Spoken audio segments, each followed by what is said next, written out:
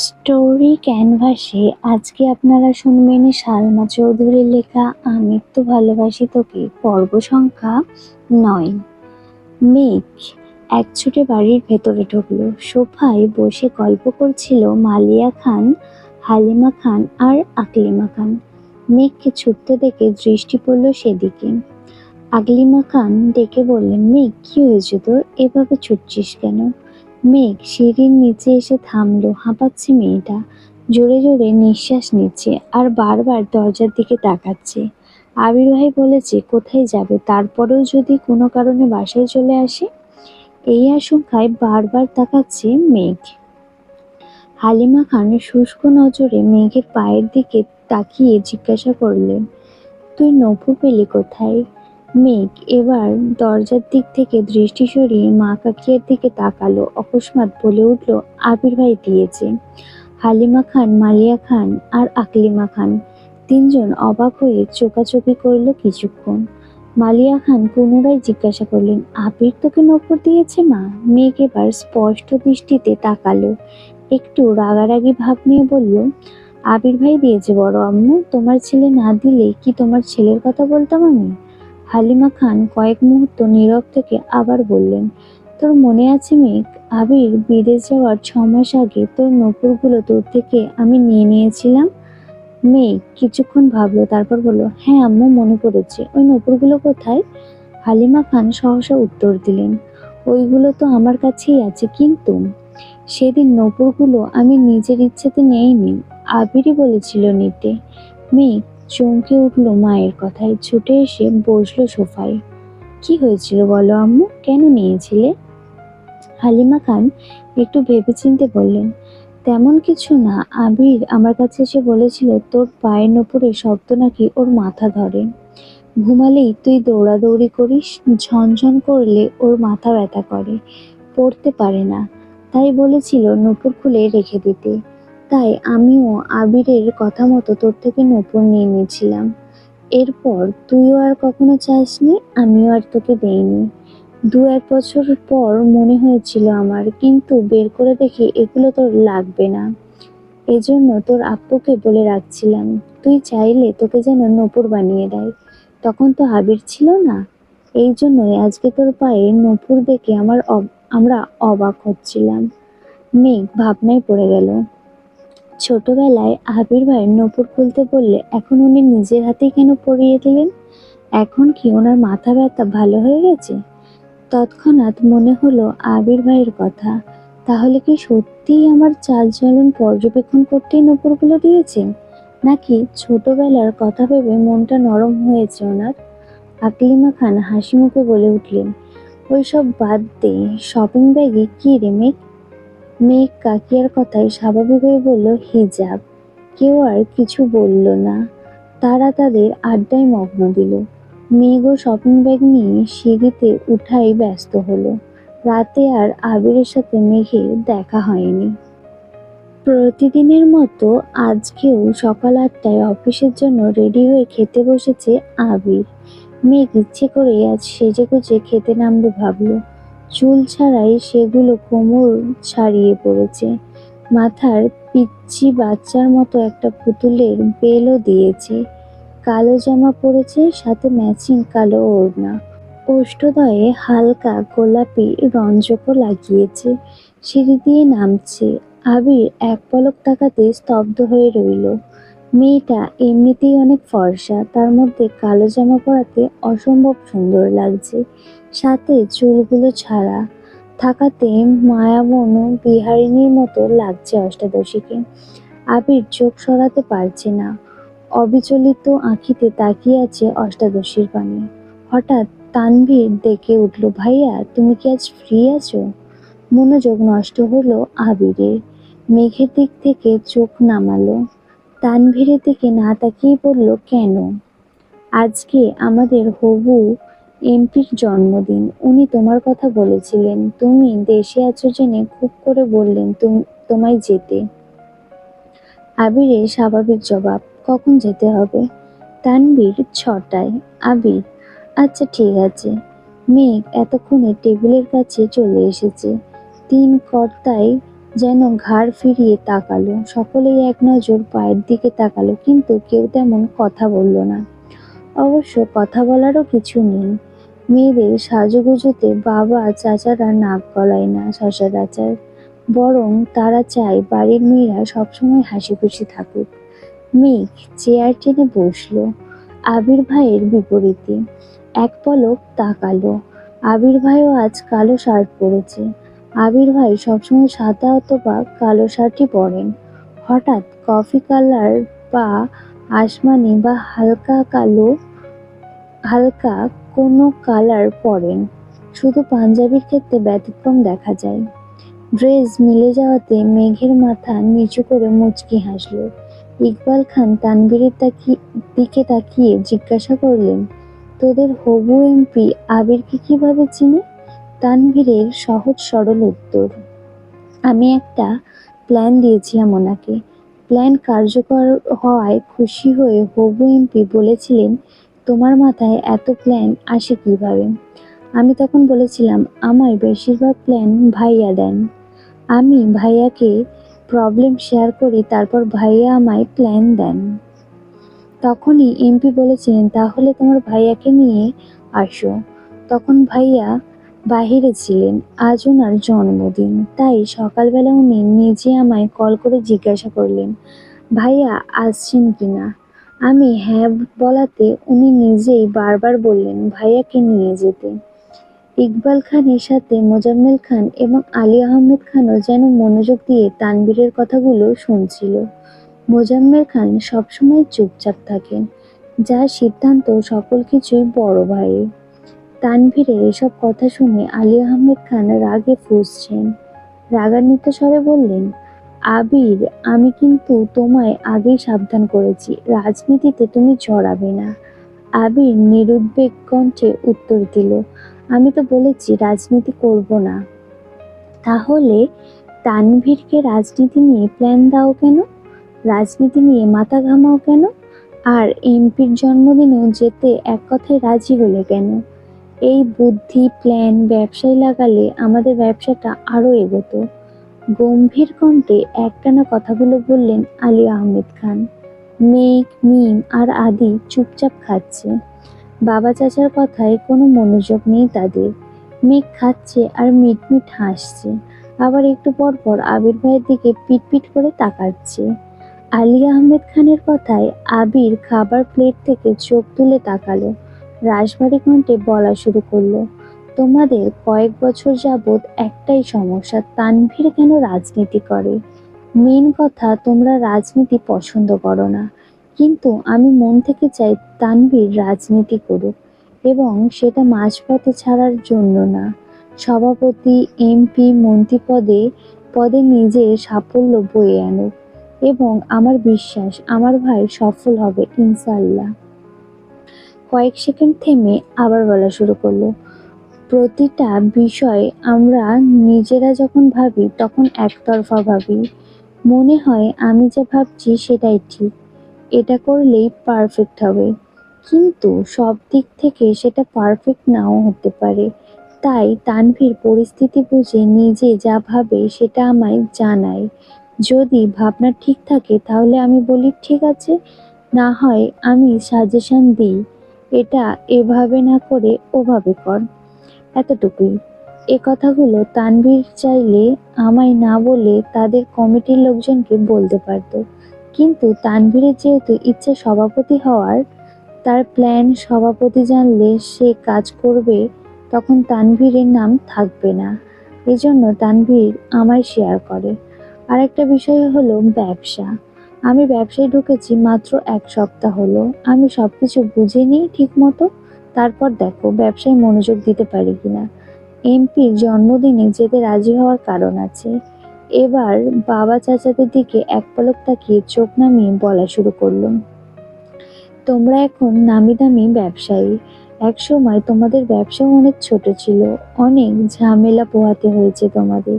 তখন আমি ছোট ছিলাম, তবুও যতটা সম্ভব বুঝেছি।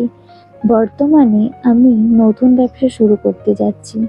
আমারও কাগজপত্র নিয়ে অনেক জায়গায় দৌড়াদৌড়ি করতে হয়, অনেক বিত্তবানদের সঙ্গে ব্যবসার দিক থেকে টক্কর লাগবে। শুধু টাকা থাকলেই সবকিছু করা সম্ভব হয় না, সাথে পাওয়ারও প্রয়োজন হয়। অনেক সময় পুলিশের থেকে রাজনৈতিক পাওয়ার বেশি কাজে লাগে। আইনভাবে যে বিষয় সমাধান করতে মাসের পর মাস লেগে যায়, সেটা বড় বড় নেতাদের একটা কলেই সলভ হয়ে যায়।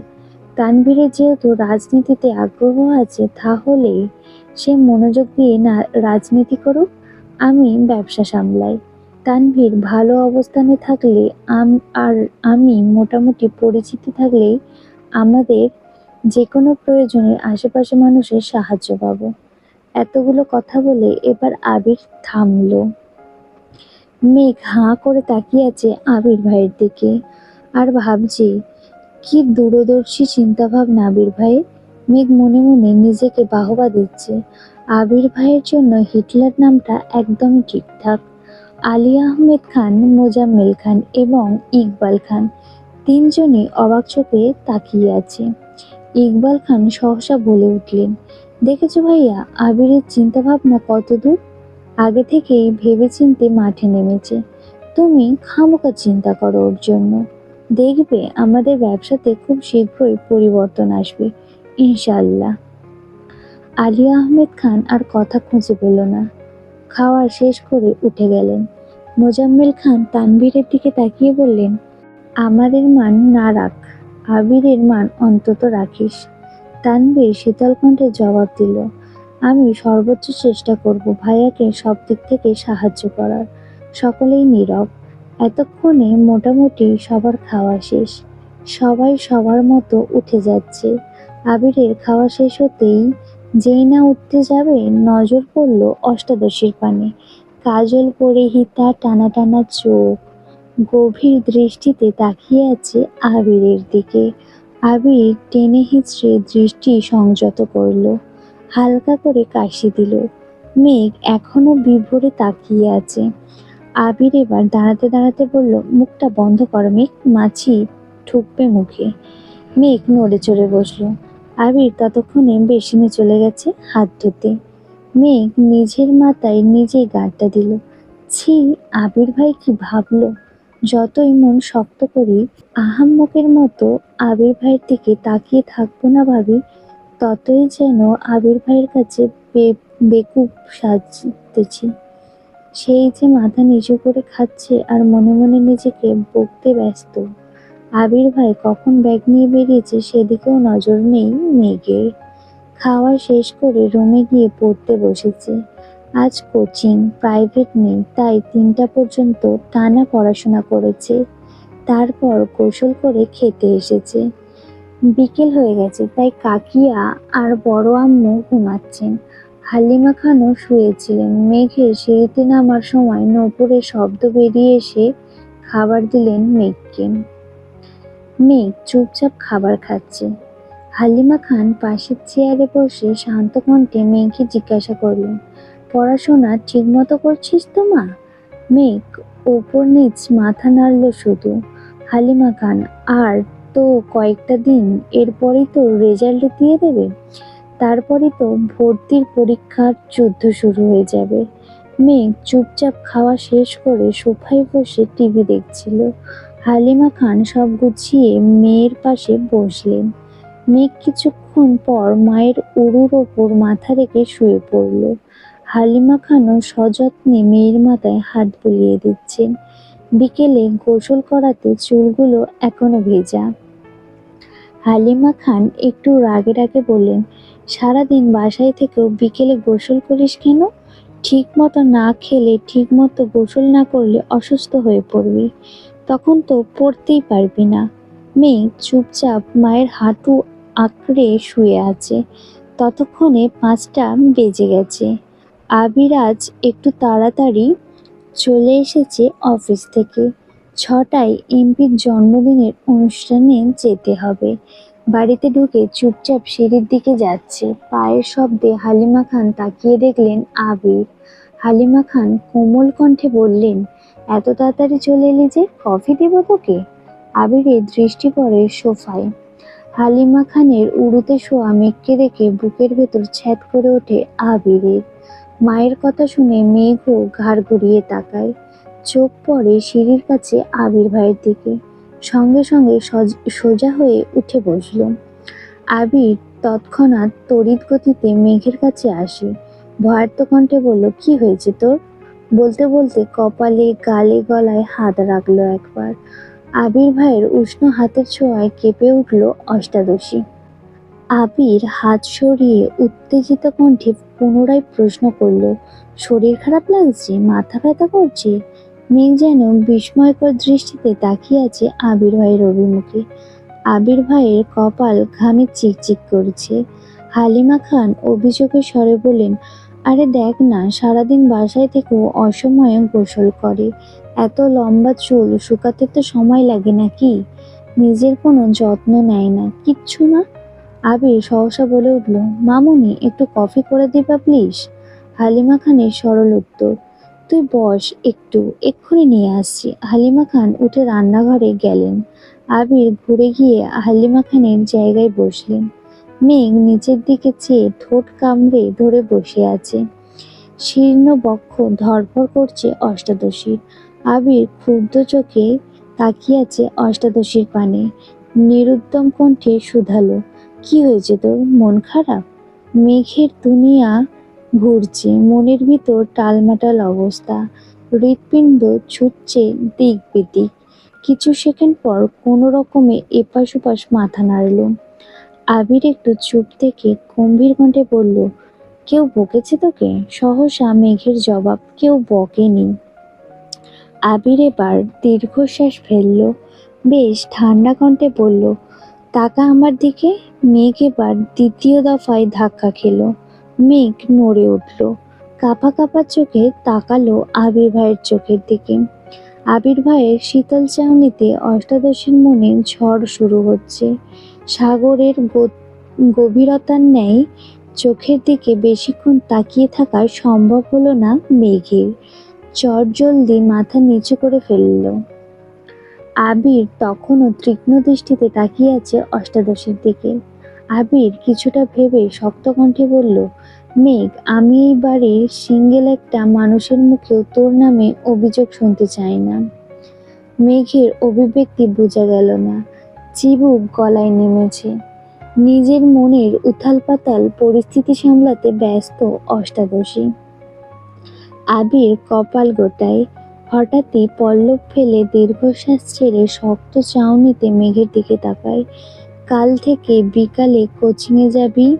ওনাদের ৩টায় ব্যাচ আছে। প্রতিদিন ১১টায় গোসল করবি, ১টার পর নামাজ পড়ে খেয়ে প্রাইভেটে যাবি, তারপর কোচিং শেষ করে বাসায় আসবি। আমি কোচিংয়ে কথা বলে নিব।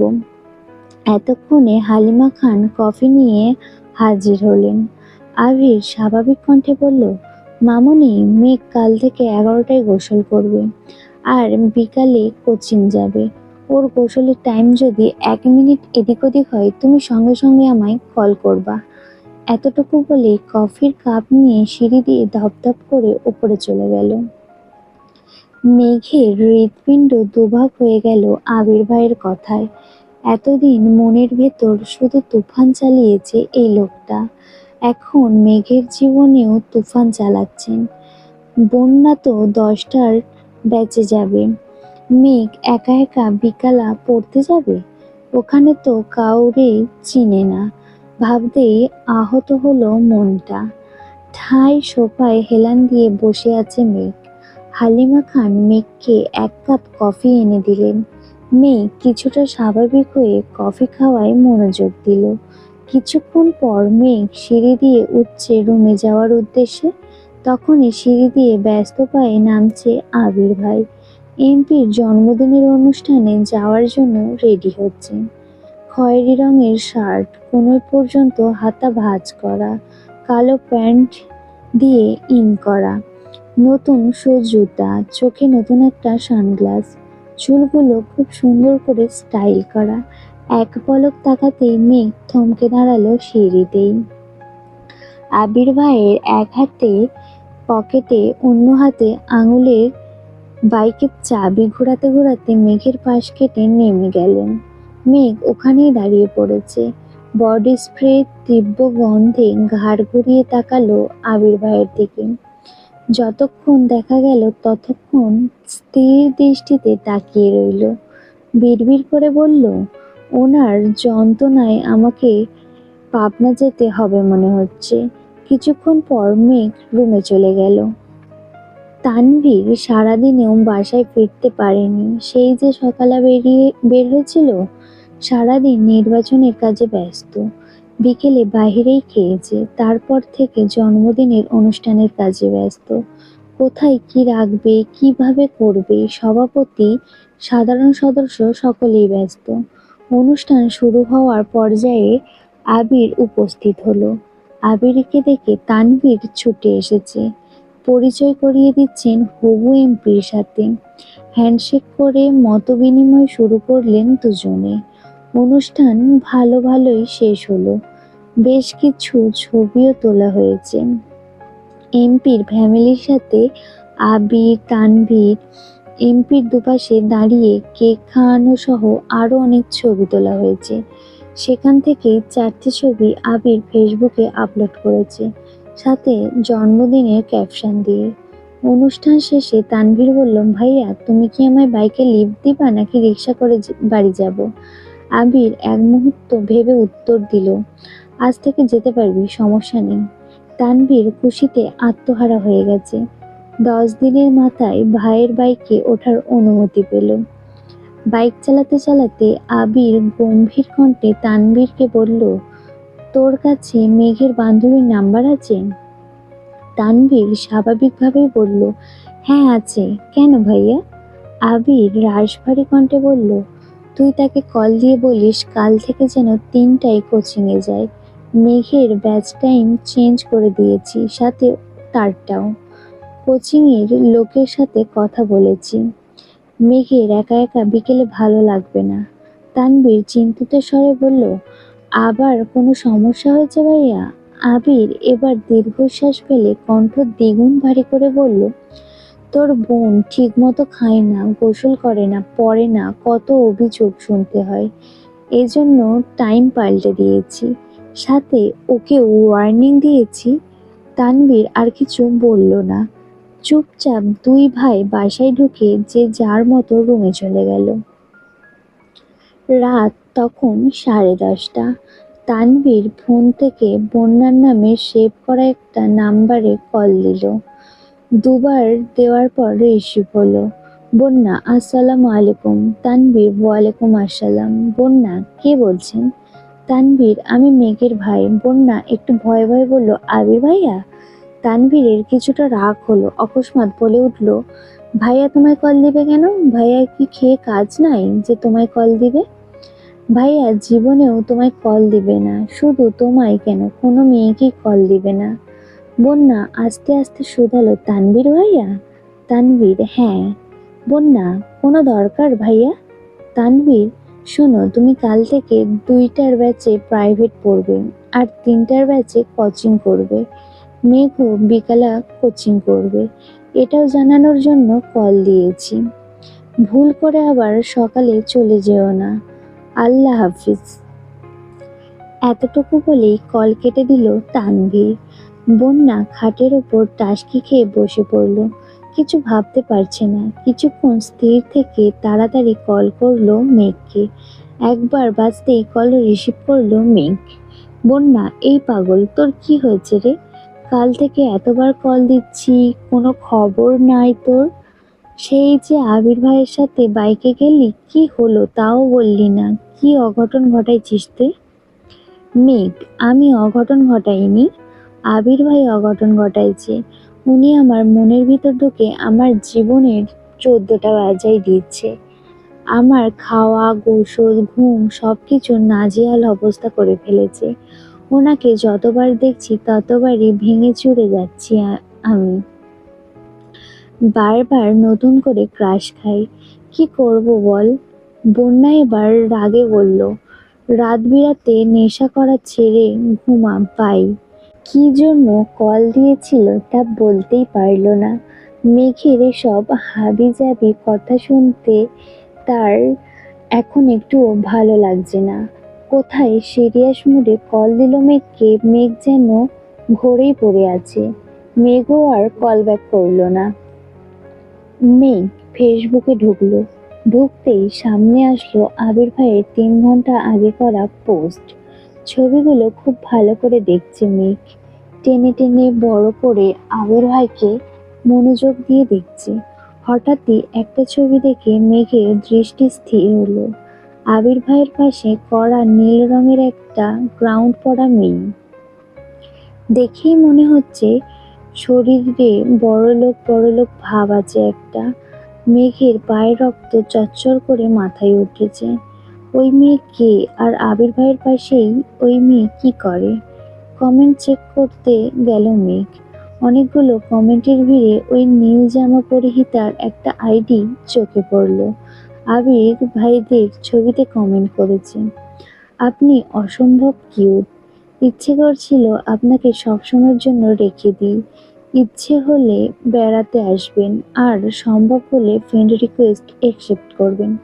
রাগে শরীর ঘামছে মেঘের। শোয়া থেকে উঠে বসলো। কমেন্টটাতে অ্যাংরি রিয়াক্ট দিয়ে মেয়ের আইডিতে ঢুকলো। প্রোফাইল পিকটা 2 ঘন্টা আগেই আপলোড করা। কভার ফটোতে হবু এমপির সাথে ছবি, ক্যাপশন বাবা মেয়ে। মেঘের বুঝতে বাকি নেই এটা এমপির মেয়ে। একটা প্রাইভেট বিশ্ববিদ্যালয়ে পড়ে। মেঘ রাগে ফুসফুস করছে। আবারও আবির ভাইয়ের আইডিতে ঢুকলো মেঘ। জাস্ট নাও একটা পোস্ট করেছেন আবির ভাই, তেরি নজর নে ये क्या कर दिया, मुझसे से ही मुझको जुदा कर दिया। সাথে রাতের শহরের বাইকে বসা একটা ছবি শেয়ার করলেন। মেঘের মনোযোগ দিয়ে ক্যাপশন বোঝার চেষ্টা করছেন। তার মানে আবির ভাই ওই মেয়ের প্রেমে পড়ে গেছে। ভাবতেই নেত্রযুগল থেকে 2 ফোঁটা পানি গড়িয়ে পড়ল।